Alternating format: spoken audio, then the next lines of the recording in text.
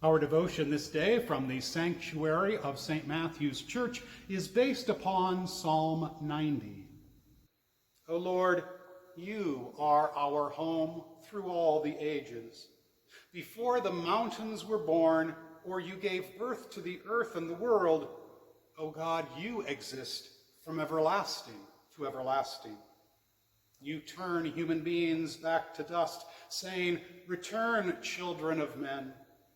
1,000 years pass in your sight like yesterday, like a watch in the night.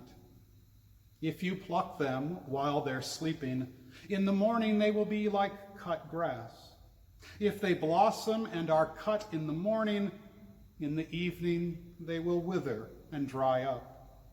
Yes, your anger can consume, your fury can terrify. You set our wrongdoing before us, our hidden wrongdoing before the light of your face. When you pour out your anger, all our days vanish. We finish our years like a sigh. We live as long as 70 years, and if we're strong enough, get to be 80. The increase in years can bring toils and trouble. Pleasure is cut short, and we fly away.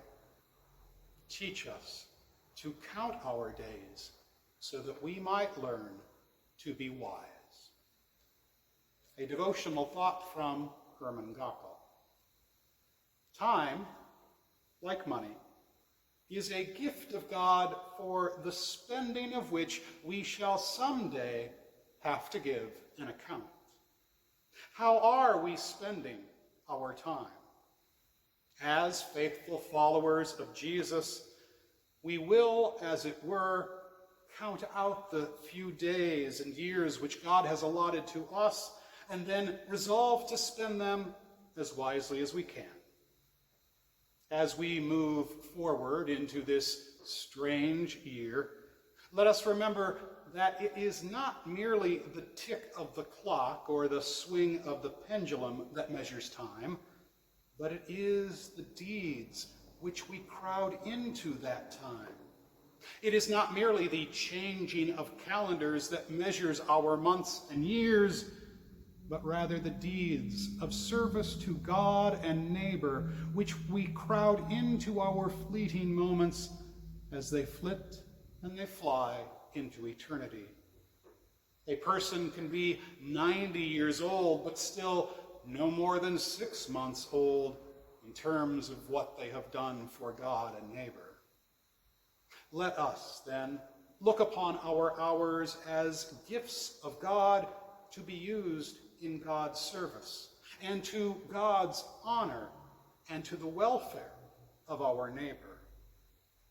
As we look out over the months which lie ahead, let us spend our hours and our days and budget them, especially setting aside a generous portion of time to commune with God through word and devotion.